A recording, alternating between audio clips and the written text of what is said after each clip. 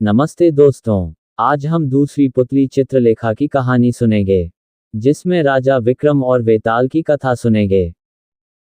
एक दिन राजा विक्रमादित्य शिकार खेलते खेलते एक ऊंचे पहाड़ पर आए।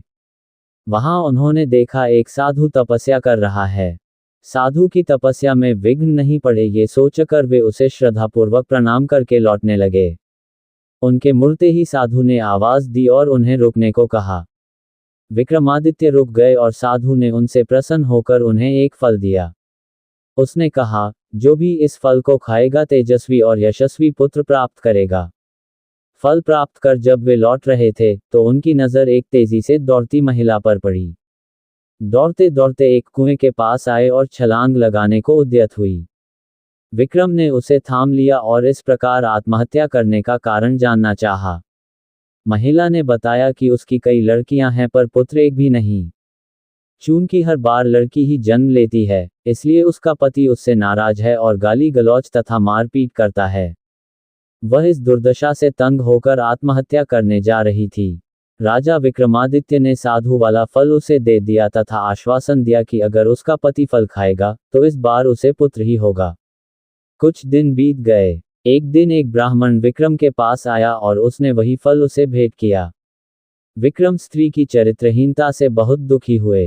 ब्राह्मण को विदा करने के बाद वे फल लेकर अपनी पत्नी के पास आए और उसे वह फल दे दिया।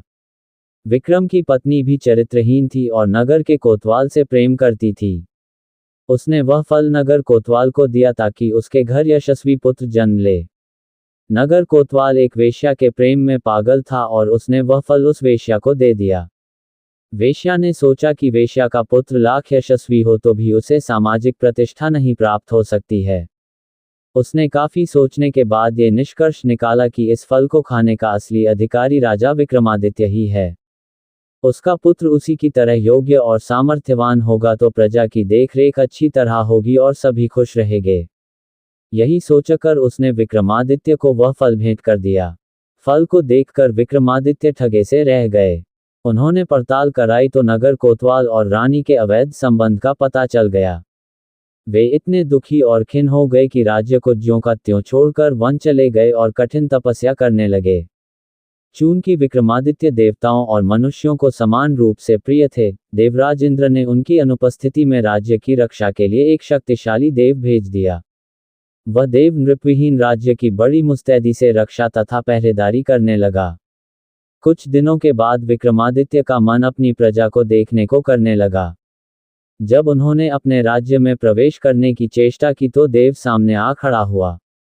उसे अपनी वास्तविक पहचान देने के लिए विक्रम ने उससे युद्ध किया और पराजित किया। पराजित देव मान गया कि उसे हराने वाले विक्रमादित्य ही हैं और उसने उन्हें बताया कि उनका एक पिछले जन्म का शत्रु यहाँ आ पहुंचा है और सिद्धि कर रहा है। वह उन्हें खत्म करने का हर संभव प्रयास करेगा। यदि विक्रम ने उसका वध कर दिया तो लंबे समय तक वे निर्विघ्न राज्य करेंगे। योगी के बारे में सब कुछ बताकर उस देव ने राजा से अनुमति ली और चला गया। विक्रम की चरित्रहीन पत्नी तब तक ग्लानि से विष खाकर मर चुकी थी। विक्रम ने आकर अपना राजपाट संभाल लिया और राज्य का सभी काम सुचारुपूर्वक चलने लगा। कुछ दिनों के बाद उनके दरबार में वह योगी आ पहुंचा। उसने विक्रम को एक ऐसा फल दिया जिसे काटने पर एक कीमती लाल निकला। पारितोषिक के बदले उसने विक्रम से उनकी सहायता की कामना की। विक्रम सहर्ष तैयार हो गए और उसके साथ चल पड़े। वे दोनों शमशान पहुंचे तो योगी ने बताया कि एक पेड़ पर बेताल लटक रहा है और एक सिद्धि के लिए उसे बेताल की आवश्यकता है। उसने विक्रम से अनुरोध किया कि वे बेताल को उतार कर उसके पास ले आएं। विक्रम उस पेड़ से बेताल को उतार कर कंधे पर लाद कर लाने की कोशिश करने लगे। बेताल बार बार उनकी असावधानी का फायदा उठाकर उड़ जाता और पेड़ पर लटक जाता। ऐसा 24 बार हुआ। हर बार बेताल रास्ते में विक्रम को एक कहानी सुनाता। 25वीं बार बेताल ने विक्रम को बताया कि जिस योगी ने उसे लाने भेजा है वह दुष्ट और धोखेबाज है। उसकी तांत्रिक सिद्धि की आज समाप्ति है तथा आज वह विक्रम की बलि दे देगा जब विक्रम देवी के सामने सर झुकाएगा। राजा की बलि से ही उसकी सिद्धि पूरी हो सकती है। विक्रम को तुरंत इंद्र के देव की चेतावनी याद आई। उन्होंने बेताल को धन्यवाद दिया और उसे लादकर योगी के पास आए। योगी उसे देखकर अत्यंत हर्षित हुआ और विक्रम से देवी के चरणों में सर झुकाने को कहा। विक्रम ने योगी को सर झुकाकर सर झुकाने की विधि बतलाने को कहा।